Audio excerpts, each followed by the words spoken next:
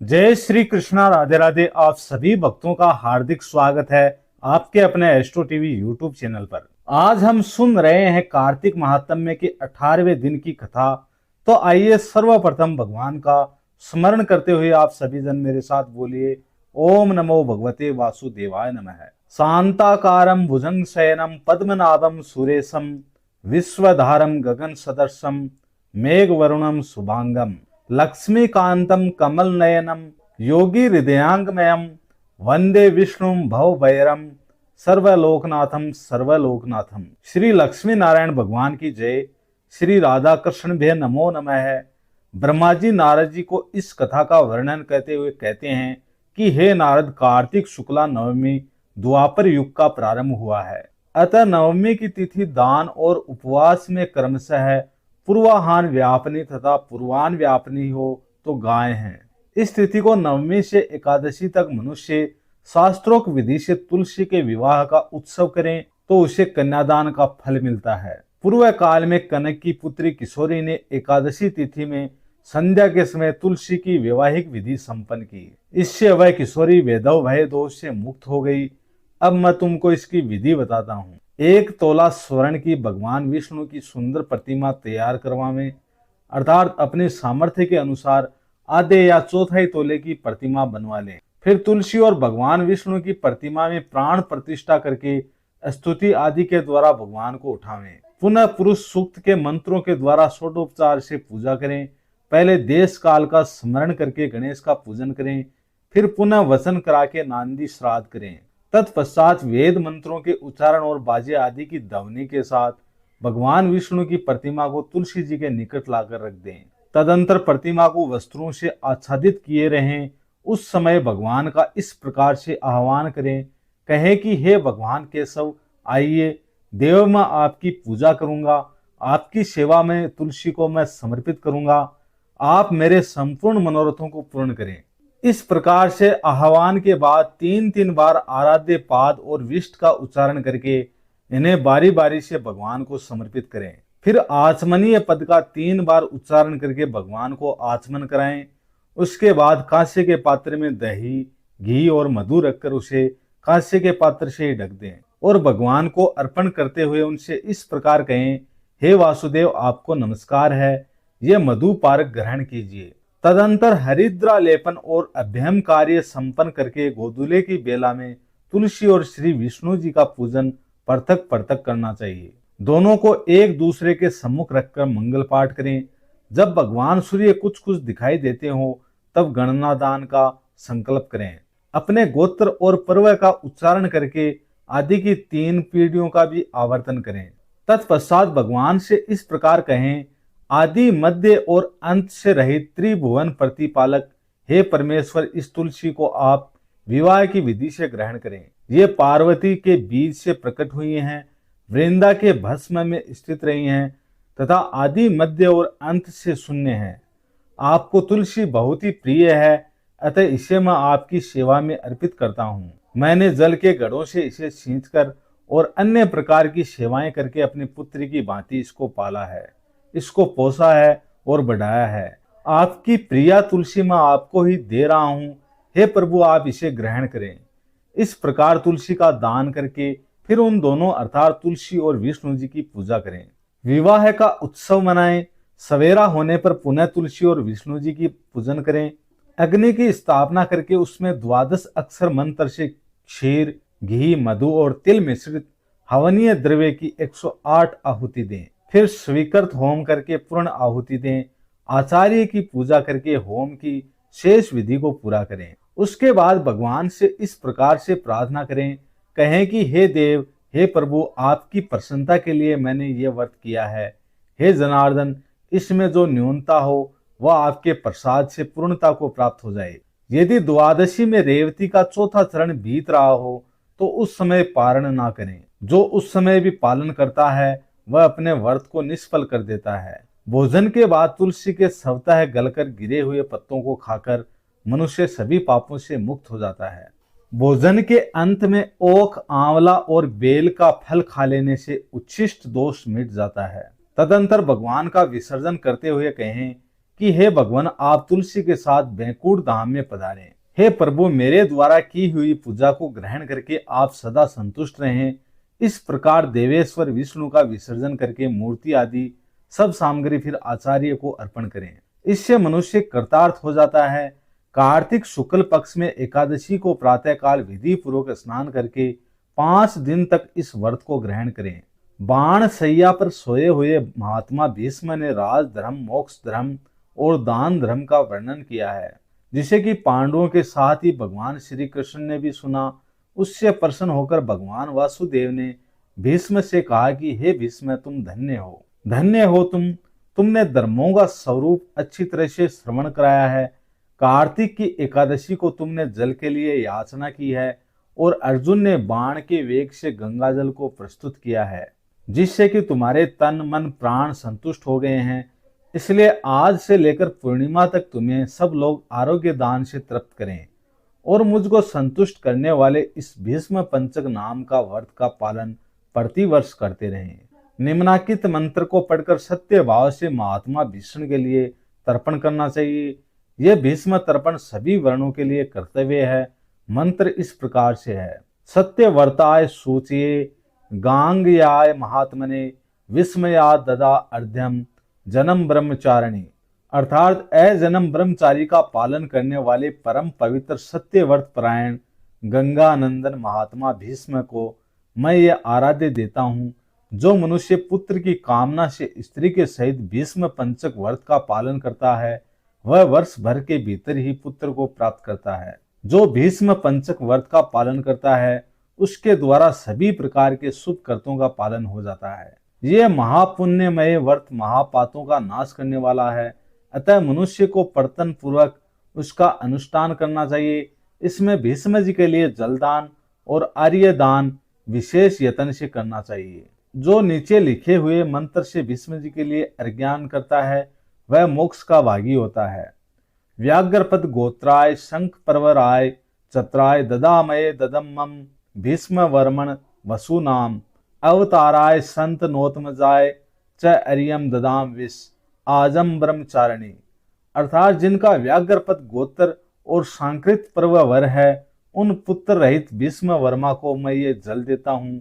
वसुओं के अवतार संतनों के पुत्र आज जन्म ब्रह्मचारी भीष्म को मैं आरोग्य देता हूँ। पंचगव्य सुगंधित चंदन के जल, चंदन, उत्तम गंध और कुमकुम आदि के द्वारा भक्ति पूर्वक सर्व पापहारी श्री हरि का पूजन करें। कर्पूर और खस मिले हुए कुमकुम से भगवान गरुड़ ध्वज के अंगों में लेप करें। सुंदर पुष्प एवं गंध, धूप, दीप आदि के द्वारा भगवान की अर्चना करें। विषम पंचक के इन 5 दिनों तक भगवान के समीप भक्त पुरुष दिन रात दीपक जलाता रहे। देवादिदेव भगवान के लिए उत्तम से उत्तम नैवेद्य निवेदन करें। इस प्रकार भगवान की पूजा अर्चना, ध्यान और नमस्कार करने के बाद ओम नमो वासुदेवाय नमः इस मंत्र का 108 बार जप करें। फिर घी से मिलाए हुए तिल, चावल और जौ आदि के द्वारा स्वाहा विशिष्ट षडक्षर मंत्र ओम रामाय नमः है, यह षडक्षर मंत्र है, इस मंत्र से आहुति दें। इसके बाद सायं संध्या करके भगवान विष्णु को प्रणाम करें और फिर पूर्ववत मंत्र जप कर ओम नमो वासुदेवाय जप कर धरती पर ही शयन करें।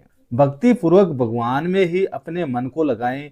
व्रत के समय बुद्धिमान पुरुष ब्रह्मचर्य का पालन करते हुए पाप पूर्ण विचार तथा पाप के कारण वो मैथुन का परित्याग करें।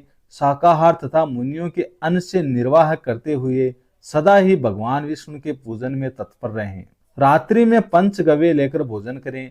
इस प्रकार भली भांति व्रत को समाप्त करें। ऐसा करने से मनुष्य शास्त्रोक्त फल को पाता है। स्त्रियों को अपने पति की आज्ञा लेकर पुण्य की वृद्धि करनी चाहिए। विधवाओं को भी मोक्ष सुख की वृद्धि के लिए व्रत का अनुष्ठान करना चाहिए। पहले अयोध्यापुरी में कोई अतिथि नाम के राजा हो गए हैं। उन्होंने वशिष्ठ जी के वचन से इस परम दुर्लभ व्रत का अनुष्ठान किया था, जिससे कि इस लोक में संपूर्ण भोगों का उपभोग करके अंत में वे भगवान विष्णु के परम धाम में गए। इस प्रकार नियम, उपवास और पंचगव्य से तथा दूध, फल, मूल एवं भविष्य के आहार से निर्वाह करते हुए विषम पंचक व्रत का पालन करें। पूर्णमासी के आने पर पहले के समान पूजन करके ब्राह्मणों को भोजन करावें और बछड़े के सहित गौ का दान करें। एकादशी से लेकर पूर्णिमा तक 5 दिनों का विषम पंचक व्रत समस्त भूमंडल में प्रसिद्ध है। अन्न भोजन करने वाले पुरुष के लिए यह व्रत नहीं कहा गया है, इसमें अन्न का निषेध होता है और इस व्रत का पालन करने पर भगवान विष्णु सुफल प्रदान करते हैं। हरि ओम तत्सत। गोविंद गोविंद हरि मुरारी गोविंद गोविंद, मुकुंद कृष्ण गोविंद गोविंद, रथांग पाण गोविंद, दामोदर माधवीति। आइए अब हम श्रीमद् भागवत महापुराण से आज की कथा का श्रवण करें। प्रथम स्कंद की अंतिम कथा। सूत जी कहते हैं कि हे शौनकादि ऋषियों, राजधानी में पहुंचने पर राजा परीक्षित को अपने उस निंदनीय कर्म के लिए बड़ा ही पश्चाताप हुआ। वे अत्यंत उदासीन हो गए और सोचने लगे, मैंने निरपराध एवं अपना तेज छिपाए हुए ब्राह्मण के साथ अनार्य पुरुषों के समान बड़ा ही नीच व्यवहार किया है। ये बड़े खेद की बात है। अवश्य ही उन महात्मा के अपमान के फल स्वरूप शीघ्र से शीघ्र मुझ पर कोई घोर विपत्ति आवेगी। मैं भी ऐसा ही चाहता हूँ, क्योंकि उससे मेरे पाप का प्रायश्चित हो जाएगा और फिर कभी मैं ऐसा काम करने का दुस्साहस नहीं करूंगा। ब्राह्मणों की क्रोध अग्नि आज ही मेरे राज्य, सेना और भरे पूरे खजाने को जलाकर खाक कर दे, जिससे कि वह फिर कभी मुझ दुष्ट की ब्राह्मण, देवता और गौओं के प्रति ऐसी पाप बुद्धि ना हो। परीक्षित इस प्रकार से मन ही मन चिंता कर ही रहे थे, तभी उन्हें यह मालूम हुआ कि ऋषि कुमार के श्राप से तक्षक मुझे डसेगा। परीक्षित को वह तक्षक सर्प का डसना बड़ा भला मालूम हुआ। उन्होंने सोचा कि बहुत दिनों से मैं संसार में आसक्त हो रहा था, अब मुझे शीघ्र ही वैरागी होने का कारण प्राप्त हो गया। वे इस लोक और परलोक के भोगों को तो पहले ही तुच्छ और त्याज्य समझते थे, अब उनका स्वर रूप त्याग करके भगवान श्री कृष्ण के चरण कमलों की सेवा को ही सर्वोपरि मानकर आमरण अनशन व्रत लेकर गंगा के तट पर वे गए। गंगा जी का जल भगवान श्री कृष्ण के चरण कमलों का वह पराग लेकर प्रवाहित होता है, जो कि श्रीमती तुलसी की गंध से मिश्रित है। यही कारण है कि वे लोकपालों के सहित ऊपर नीचे के समस्त लोगों को पवित्र करती है। कौन ऐसा मरणासन पुरुष होगा जो गंगा जी का सेवन न करेगा। इस प्रकार गंगा के तट पर अमरण अनशन का निश्चय करके परीक्षित ने समस्त आसक्तियों का परित्याग कर दिया और वे मुनियों का व्रत स्वीकार करके अनन्य भाव से श्री कृष्ण के चरण कमलों का ध्यान करने लगे। उस समय त्रिलोकी को पवित्र करने वाले बड़े बड़े महानुभाव ऋषि मुनि अपने शिष्यों के साथ वहां पर पधारे। संत जन प्राय तीर्थ यात्रा के बहाने स्वयं उन तीर्थ स्थानों को ही पवित्र करते हैं। उस समय वहां पर अत्रि, वशिष्ठ, च्यवन, सरदान, अरिसमे, भृगु, अंगिरा, पराशर, विश्वामित्र, परशुराम, उदत्थे, इंद्र प्रमद, इदम वाह, मेधादिति, देवल, अष्टवसन, भारद्वाज, गौतम, पीपलाद, मैत्रेय और कवस, अगस्त्य, भगवान व्यास, नारद और इनके अतिरिक्त और भी कई श्रेष्ठ देव ऋषि, ब्रह्म ऋषि तथा अरुण आदि राज ऋषियों का शुभागमन हुआ। इस प्रकार विभिन्न गोत्रों के मुख्य मुख्य ऋषियों को एकत्र देखकर राजा ने उन सब का यथा योग्य सत्कार किया और उनके चरणों पर अपना सिर रखकर उनसे वंदना की। जब सब लोग आराम से अपने अपने आसनों पर बैठ गए, तब महाराज परीक्षित ने उन्हें फिर से प्रणाम किया और उनके सामने खड़े होकर शुद्ध हृदय से अंजलि बांधकर वे जो कुछ करना चाहते थे उसे सुनाने लगे। राजा परीक्षित ने कहा, अहो समस्त राजाओं में हम धन्य हैं, धन्यतम हैं, क्योंकि अपने शील स्वभाव के कारण हम आप महापुरुषों के कृपा पात्र बन गए हैं। राजवंश के लोग प्रायः निंदित कर्म करने के कारण ब्राह्मणों के चरण धवन से दूर पड़ जाते हैं। ये कितने खेद की बात है, मैं भी राजा ही हूँ। निरंतर देह गेह में आसक्त रहने के कारण मैं भी पाप रूप ही हो गया हूँ। इसी से स्वयं भगवान ही ब्राह्मण के श्राप के रूप में मुझ पर कृपा करने के लिए यहाँ पधारे हैं। यह श्राप वैराग्य उत्पन्न करने वाला है, क्योंकि इस प्रकार के श्राप से संसार सक्त पुरुष भयभीत होकर विरक्त हो जाया करते हैं। हे ब्राह्मणों, अब मैंने अपने चित्त को भगवान के चरणों में समर्पित कर दिया है। आप लोग और माँ गंगा जी मुझे शरणागत जानकर मुझ पर अनुग्रह करें। ब्राह्मण कुमार के श्राप से प्रेरित कोई दूसरा कपट से तक्षक का रूप धारण करके मुझे डस ले अथवा स्वयं तक्षक आकर मुझे डस ले, इसकी मुझे तनिक भी परवाह नहीं है। आप लोग कृपा करके भगवान की रस्म लीलाओं का गायन कीजिए। मैं आप ब्राह्मणों के चरणों में प्रणाम करके पुनः यही प्रार्थना करता हूँ कि मुझे कर्मवश चाहे जिस योनि में भी जन्म लेना पड़े, भगवान श्री कृष्ण के चरणों में मेरा अनुराग हो, उनके चरणाश्रित महात्माओं से विशेष प्रीति हो मेरी, और जगत के समस्त प्राणियों के प्रति मेरी एक सी मैत्री रहे, ऐसा आप मुझे आशीर्वाद दीजिए। महाराज परीक्षित परम धीर थे। वे ऐसा दृढ़ निश्चय करके गंगा जी के दक्षिण तट पर पूर्वागर कुशों के आसन पर उत्तर मुख होकर बैठ गए। राजकाज का भार तो उन्होंने पहले ही अपने पुत्र जन्मेजय को सौंप दिया था। पृथ्वी के एक छत्र सम्राट परीक्षित जब इस प्रकार से आमरण अनशन का निश्चय करके बैठ गए, तब आकाश में स्थित देवता लोग बड़े आनंद से उनकी प्रशंसा करते हुए वहां पृथ्वी पर पुष्पों की वर्षा करने लगे, बार बार नगाड़े बजाने लगे। सभी उपस्थित महर्षियों ने परीक्षित के निश्चय की प्रशंसा की और साधु साधु कहकर उनका अनुमोदन किया। ऋषि लोग तो स्वभाव से ही लोगों पर अनुग्रह की वर्षा करते रहते हैं, यही नहीं उनकी सारी शक्ति लोग पर कृपा करने के लिए होती है। उन लोगों ने भगवान श्री कृष्ण के गुणों से प्रभावित परीक्षित के प्रति उनके अनुरूप वचन कहे। वे बोले, हे राज शिरोमणि, भगवान श्री कृष्ण के सेवक और अनुयायी आप पांडु वंशियों के लिए यह कोई आश्चर्य की बात नहीं है, क्योंकि आप लोगों ने भगवान के सानिध्य प्राप्त करने की आकांक्षा से उस राज सिंहासन का एक क्षण में ही परित्याग कर दिया, जिसकी सेवा बड़े बड़े राजा अपने मुकुटों से करते थे। हम सब तब तक यहीं पर रहेंगे जब तक कि ये भगवान के परम भक्त परीक्षित अपने इस नश्वर शरीर को छोड़कर माया दोष एवं शोक से रहित भगवत धाम में नहीं चले जाते। उन ऋषियों के ये वचन बड़े ही मधुर, गंभीर, सत्य और क्षमता से युक्त थे। उन वचनों को सुनकर राजा परीक्षित ने उन योग युक्त मुनियों का अभिनंदन किया और भगवान के मनोहर चरित्र सुनने की इच्छा से ऋषियों से प्रार्थना की, हे महात्माओं, आप सभी सब ओर से यहाँ पर पधारे हैं। आप सत्य लोक में रहने वाले मूर्तिमान वेदों के समान हैं। आप लोगों का दूसरों पर अनुग्रह करने के अतिरिक्त जो आपका सहज स्वभाव ही है, इस लोक या परलोक में और कोई स्वार्थ नहीं है। हे विप्रवरो, आप लोगों पर पूर्ण विश्वास करके मैं अपने कर्तव्य के संबंध में ये पूछने योग्य प्रश्न करता हूँ। आप सभी विद्वान परस्पर विचार करके मुझे यह बतलाइए कि सबके लिए, सब अवस्थाओं में और विशेष करके थोड़े ही समय में मरने वाले पुरुषों के लिए अंतःकरण और शरीर से करने योग्य विशुद्ध कर्म कौन सा है। उसी समय पृथ्वी पर स्वेच्छा से विचरण करते हुए किसी की कोई अपेक्षा न रखने वाले व्यास नंदन भगवान श्री सुखदेव जी महाराज वहां पर प्रकट हो गए। वे वर्ण अथवा आश्रम के बाह्य चिन्हों से रहित एवं आत्मा अनुभूति से संतुष्ट थे। बच्चों और स्त्रियों ने उन्हें घेर रखा था। उनका वेश अवधूत का था। 16 वर्ष की अवस्था थी। चरण, हाथ, जंगा, भुजाएं, कंधे, कपोल और अन्य सब अंग अत्यंत ही सुकुमार थे। नेत्र बड़े बड़े और मनोहर थे। नासिका कुछ ऊंची थी।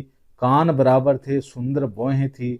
इनसे मुख बड़ा ही शोभायमान हो रहा था। गला तो मानो सुंदर शंख की था। हंसली ढकी हुई, छाती चौड़ी और उभरी हुई, नाभि भंवर के समान गहरी तथा उदर बड़ा ही सुंदर त्रिवली से युक्त था। लंबी लंबी भुजाएं थी। मुख पर घुंघराले बाल बिखरे हुए थे। इस दिगंबर वेश में वे श्रेष्ठ देवता के समान तेजस्वी जान पड़ते थे। श्याम रंग था उनका।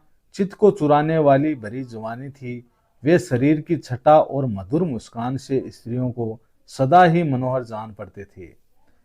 यद्यपि उन्होंने अपने तेज को छिपा रखा था, फिर भी उनके लक्षण जानने वाले मुनियों ने उनको पहचान लिया था और वे सब के सब अपने अपने आसनों को छोड़कर अब उनके सम्मान के लिए उठ खड़े हुए। राजा परीक्षित ने अतिथि रूप से पधारे हुए श्री सुखदेव जी को सिर झुकाकर प्रणाम किया और फिर उनकी पूजा की उनके स्वरूप को न जानने वाले बच्चे और स्त्रियां उनकी यह महिमा देखकर अब उनके स्वरूप को न जानने वाले बच्चे और स्त्रियां उनकी यह महिमा देखकर अब वहां से लौट गए। सबके द्वारा सम्मानित होकर श्री सुखदेव जी श्रेष्ठ आसन पर विराजमान हुए। ग्रह नक्षत्र और तारों से घिरे हुए चंद्रमा के समान ब्रह्म ऋषि, देव ऋषि और राज ऋषियों के समूह से आवर्त ही श्री सुखदेव जी अत्यंत ही शोभायमान हुए। वास्तव में वे महात्माओं के भी आदरणीय थे। जब प्रखर बुद्धि श्री सुखदेव जी शांत भाव से बैठ गए, तब भगवान के परम भक्त परीक्षित ने उनके समीप आकर और उनके चरणों पर अपना सिर रखकर उनको प्रणाम किया। फिर खड़े होकर हाथ जोड़कर उनको नमस्कार किया। उसके बाद बड़ी मधुर वाणी से उनसे ये पूछा। परीक्षित ने श्री सुखदेव जी महाराज से कहा कि हे ब्रह्म स्वरूप भगवान, आज हम बैभागी हुए, क्योंकि अपराधिक क्षत्रिय होने पर भी हमें संत समागम का अधिकारी समझा गया। आज कृपा पूर्वक अतिथि रूप से पधार कर आपने हमें तीर्थ के तुल्य पवित्र बना दिया है। आप जैसे महात्माओं के स्मरण मात्र से ही गस्तों के घर तत्काल पवित्र हो जाया करते हैं। फिर दर्शन स्पर्श आदि प्रक्षालन और आसन दान आदि के सुअवसर मिलने पर तो इसका कहना ही क्या। हे महायोगिन, जैसे भगवान विष्णु के सामने दैत्य लोग नहीं ठहरते, ठीक वैसे ही आपकी सानिध्य से बड़े बड़े पाप भी तुरंत नष्ट हो जाते हैं। अवश्य ही पांडवों के सूर्यदेव भगवान श्री कृष्ण मुझ पर अत्यंत प्रसन्न हैं। उन्होंने अपने फुफेरे भाइयों की प्रसन्नता के लिए उन्हीं के कुल में उत्पन्न हुए। मेरे साथ भी अपनेपन का व्यवहार किया। भगवान श्री कृष्ण की कृपा ना होती तो आप सिख के एकांत वनवासी अव्यक्त गति परम सिद्ध पुरुष स्वयं पधार कर इस मृत्यु के समय हम जैसे प्राकृत मनुष्यों को क्यों दर्शन देते भला। आप योगियों के परम गुरु हैं, इसलिए मैं आपसे परम सिद्धि के स्वरूप और साधन के संबंध में प्रश्न कर रहा हूं। जो पुरुष सर्वथा मरणासन है उसको क्या करना चाहिए? हे भगवान, साथ ही मुझे यह भी बताइए कि मनुष्य मात्र को क्या करना चाहिए। वह किसका श्रवण, किसका जप और किसका स्मरण करें, किसका भजन करें और किसका त्याग करें। भगवत स्वरूप हे मुनिवर, आपका दर्शन अत्यंत दुर्लभ है, क्योंकि जितनी देर एक आय दो घरों में जाती है, गृहस्थों के घर पर उतनी देर भी तो आप नहीं ठहरते। सूत जी मुनियों से कहते हैं कि हे श्रेष्ठ मुनिवरों, जब राजा ने बड़ी ही मधुर वाणी में श्री सुखदेव महाराज जी से इस प्रकार संभाषण एवं प्रश्न किए, तब समस्त धर्मों के मर्मज्ञ व्यास नंदन भगवान श्री सुखदेव जी उनका उत्तर देने लगे। हरि ओम तत्सत। ओम श्री परमात्मने नमः। इति प्रथम स्कंद समाप्त। कल से हम द्वितीय स्कंद की कथाओं का श्रवण करेंगे। आइए कार्तिक मास की कहानी का श्रवण करें। नगर बसेरे की विश्राम देवता की कथा। एक जाट था, एक भाट था। दोनों गहरे दोस्त थे। जाट चला अपनी बहन के, भाट चला अपने सासरे। रास्ते में कुएं की पाल पर अब दोनों दोस्त बैठ गए। जाट बोला, आ भाई नगर बसेरा कर ले। तब उसे भाट बोला कि मैं तो ससुराल जा रहा हूं, मेरी वहां खूब खातेदारी होगी, सो तू ही कर ले नगर बसेरा। ये सुनकर जाट अब कुएं की पाल पर बैठकर पानी की घंटी और चावल के दाने लेकर नगर बसेरा करने लगा। नगर बसेरा करते हुए वह इस प्रकार से कहने लगा, नगर बसेरा जो करे सो मलमल धोवे, पांव ताता पांडा लाभ सी देगी मेरी माँ। माँ ना देगी माँ सी देगी द्वारका का वास, मीठा मीठा ग्रास वृंदावन का वास। 5 कुल्टी छठी रास, मेरो जीड़ो श्री कृष्ण के पास। डालूं पानी हो जाएगी जड़ से निकल जाए मेरा जी। इस प्रकार से वह बोलकर नगर बसेरा करके अपनी बहन के घर चल पड़ा। जब वह बहन के घर पहुंचा, तब जाट की बहन ने उसको बुरा चावल जमाकर उसकी खूब खातिरदारी की। जब भाट अपने ससुराल पहुंचा तो ससुराल में उसको आग लगी पाई। आग बुझाते बुझाते, राख उठाते उठाते अब भाट के हाथ भी काले और उसका मुंह भी काला। ना ही किसी ने रोटी पूछी, ना ही किसी ने पानी। जब पड़ोसन आई तो वह कहने लगी कि जमाई आया है, इसकी भी कोई पूछ कर लें, कुछ खातिरदारी इसकी भी कर दो। ये सुनकर भाट की सास कहने लगी कि क्या करूं, मेरा तो टापड़ा जल गया। तब पड़ोसन ने ही भाट को एक रोटी और छाछ का गिलास भर के दे दिया। भाट ने उसे खाकर अपनी भूख मिटाई। अब रास्ते में शाम के समय फिर से दोनों दोस्त मिले। तब दोनों एक दूसरे से बोले कि कहो भाई, कैसा रहा सब। तब भाट बोला कि भाई, मैं जब अपने ससुराल के घर पहुंचा तो वहां मुझे आग लगी पाई। आग बुझाते बुझाते मेरे हाथ भी काले और मेरा मुंह भी काला। नहीं रोटी पाने की कोई सुलह हुई। तब जाट बोला कि मेरी तो भाई खूब खातिरी हुई। मैंने कहा था ना कि नगर बसेरा कर ले, पर तूने नहीं किया। कोई बात नहीं, आ अब कर लेते हैं नगर बसेरा।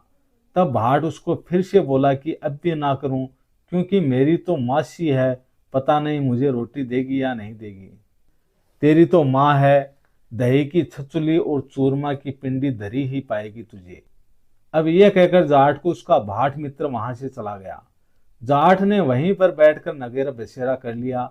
नगर बसेरा करते हुए वह कहने लगा, नगर बसेरा जो करे सो मलमल धोवे पांव। ताता मांडा लाभ सी देगी मेरी माँ, माँ ना देगी माँ सी देगी द्वारका का वास।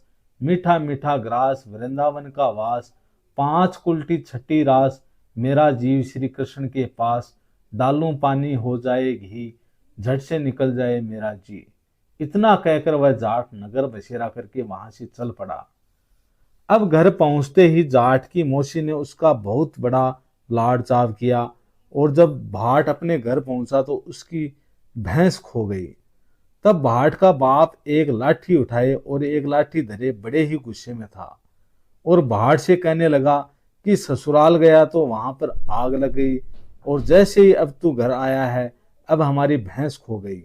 पहले भैंस खोज कर ला, तभी रोटी पानी मिलेगी तुझे। अब सारा दिन हो गया भाट को भैंस को ढूंढते ढूंढते, पर उसे भैंस कहीं ना मिली। बाजार में फिर से दोनों दोस्त मिले। तब तब जाट ने फिर से पूछा, क्या खबर है भाई। तब भाट बोला कि आते ही मेरे बाप की भैंस खो गई, उसी समय से ही ढूंढ रहा हूं। मेरी रोटियों का तो कोई ठिकाना ही नहीं। तब जाट उससे फिर से कहने लगा कि मैंने तो तुझे पहले ही कहा था नगर बसेरा कर ले। यह सुनकर भाट बड़े ही आश्चर्यचकित होकर जाट से बोला, क्या तेरे नगर बसेरे में इतने गुण हैं? अगर हैं तो आ अब कर लेते हैं नगर बसेरा। जाट से ये कहा। तब जाट और भाट दोनों दोस्तों ने मिलकर नगर बसेरा किया। नगर बसेरा करते हुए जाट कहने लगा, नगर बसेरा जो करे सो मलमल धोवे पांव। ताता मांडा लापसी देगी मेरी माँ, माँ ना देगी मासी देगी द्वारका का वास। मीठा मीठा घास वृंदावन का वास, पांच कुल्टी छठी रास मेरा जीव श्री कृष्ण के पास। डालूं पानी हो जाएगी झट से निकल जाए मेरा जी। उसने इस प्रकार से कहकर नगर बसेरा किया। जब भाट तब आगे चला तो रास्ते में उसकी भैंस मिल गई। वह भैंस को लेकर अपने घर को गया। तब उसकी माँ बोली कि लड़के को आते ही घर से निकाल दिया, सारे दिन से भूखा मर रहा है। और फिर भाट की माँ ने उसको खूब अच्छी तरह से जिमाया, और फिर उन्होंने सारी नगर में ये ढिंढोरा पिटवा दिया कि हर कोई कार्तिक में और पीहर सासरे आते जाते समय नगर बसेरा करें। सभी बोले विष्णु भगवान की जय। कार्तिक के महीने में एक बुढ़िया माई तुलसी माता को सींचती और उससे कहती कि हे तुलसी माता, सतदाता मैं पड़ला सींचू तेरा, तू कर निस्तारा मेरा।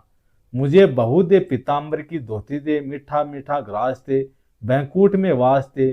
चटक की चाल दे, पटक की मौत दे, चंदन की काट दे। रानी सारा दाल भात का भोजन दे और ग्रास की मौत दे। श्री कृष्ण का कांधा दे। अब तुलसी माता ये सुनकर अब सूखने लगी। तब भगवान श्री कृष्ण ने तुलसी से पूछा कि हे तुलसी, तुम क्यों सूख रही हो। तब तुलसी माता ने श्री कृष्ण को बताया कि एक बुढ़िया माई रोज आती है और मुझसे ये बात रोज कहकर जाती है, मैं उसे और तो सब कुछ दे दूंगी, लेकिन श्री कृष्ण का कांधा कहां से लाऊंगी। तब भगवान बोले कि जब वह मरेगी तो मैं उसे अपने आप कांधा दे आऊंगा। तो बुढ़िया माई से कह देना। अब निर्धारित समय आने पर बुढ़िया माई की मृत्यु हो गई। गांव के सभी लोग इकट्ठे हो गए और बुढ़िया माई को जैसे ही उठाने लगे तो वह इतनी भारी हो गई कि वह किसी से ना उठी। तब भगवान एक 12 वर्ष के बालक का रूप धारण करके वहां पर आए और पूछने लगे कि क्या बात हो गई भाई। तब सभी कहने लगे कि ये एक बुढ़िया माई थी जो कि अब मर गई है, बहुत पूजा पाठ किया करती थी, लेकिन फिर भी ये किसी से उठाई नहीं जा रही है। ये सुनकर ब्राह्मण का रूप धारण करके आए हुए भगवान अब बुढ़िया माई के निकट गए और उसके कान में कुछ इस प्रकार से बोले, बुढ़िया माई अपने मन की निकाल ले, पीताम्बर की धोती ले, मीठा मीठा घास ले, बैंकुट का वास ले, चटक की चाल ले, पटक की मौत ले, कृष्ण का कांदा ले। ये सुनकर बुढ़िया माई अब हल्की हो गई। भगवान ने बुढ़िया माई को कांदा दिया और बुढ़िया माई की मुक्ति हो गई। हे तुलसी माता, जैसे बुढ़िया माई को मुक्ति दी, ठीक वैसे ही हमको भी मुक्ति देना। इस कथा को सुनते कहते हुंकारा भरते सब पर अपनी कृपा करना। पोपा बाई की कहानी। एक पोपा बाई थी, वह नियम पूर्वक बहुत ही व्रत रखती थी। एक दिन वह अपने भाई भाभी से बोली कि मैं शादी नहीं करूंगी, गांव के बाहर तुम मेरी झोंपड़ी बनवा दो। तत्पश्चात उसके भाई ने गांव से बाहर उसके लिए एक झोंपड़ी बनवा दी।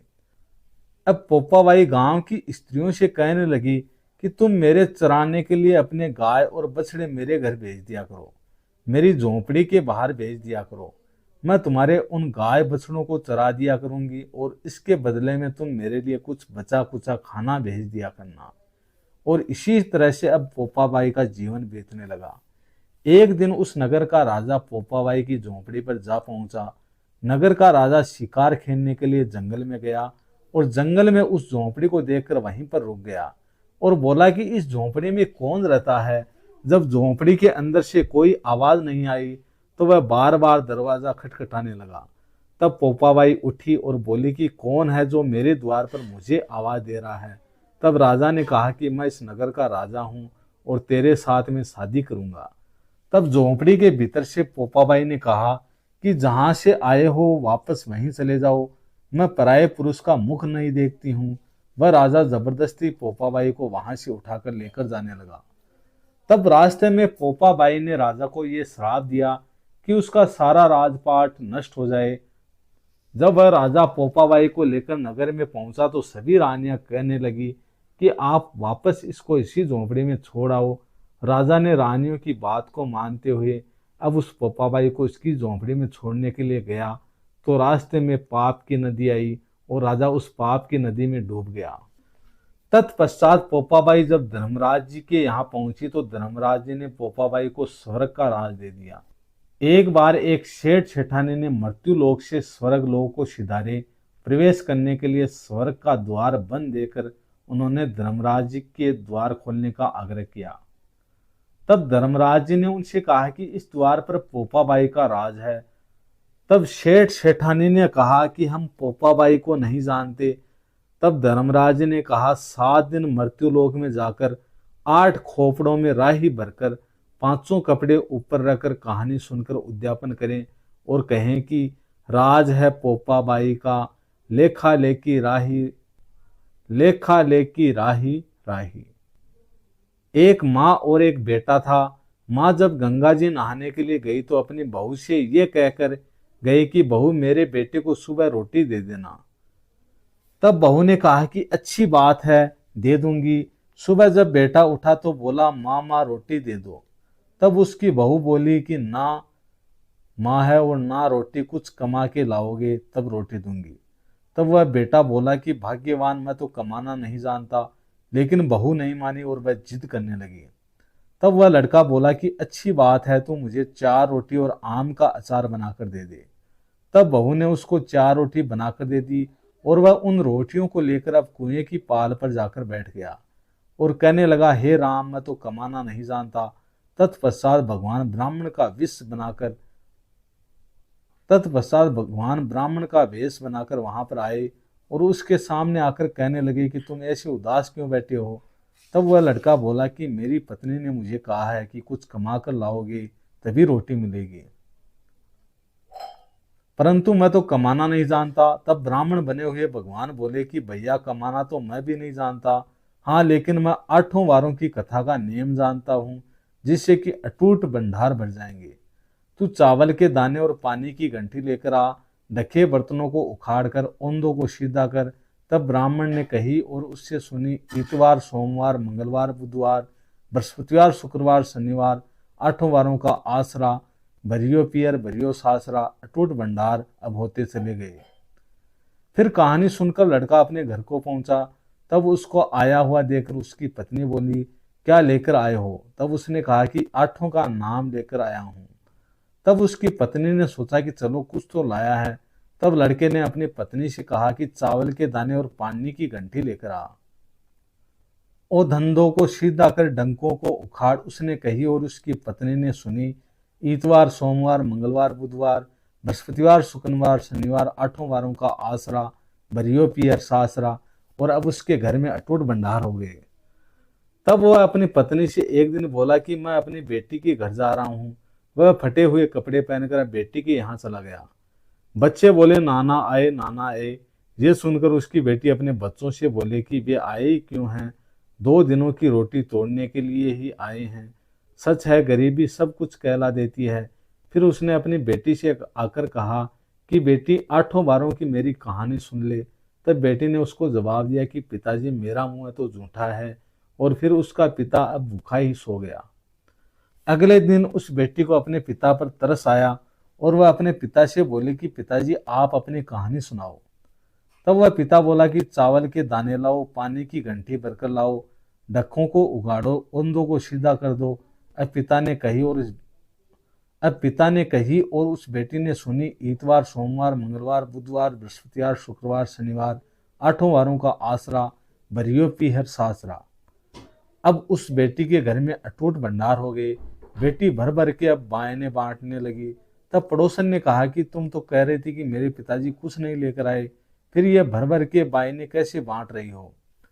तब उस बेटी ने पड़ोसन को उत्तर दिया कि मेरे पिताजी तो खाली हाथ ही आए थे। ये तो 8 मारों की कहानी का फल है। ये सुनकर पड़ोसन उससे बोली कि अपने पिता से हमको भी वह कहानी सुनवा दो। तब उस लड़की ने अपने पिता से कहा। तब उसका पिता बोला कि आज तो मेरा मुंह उठा है, कल सुना दूंगा कहानी। अगले दिन उसके पिता ने पड़ोसन को 8 वारों की कहानी सुनाई तो उस पड़ोसन के घर में भी खूब अटूट भंडार भर गए।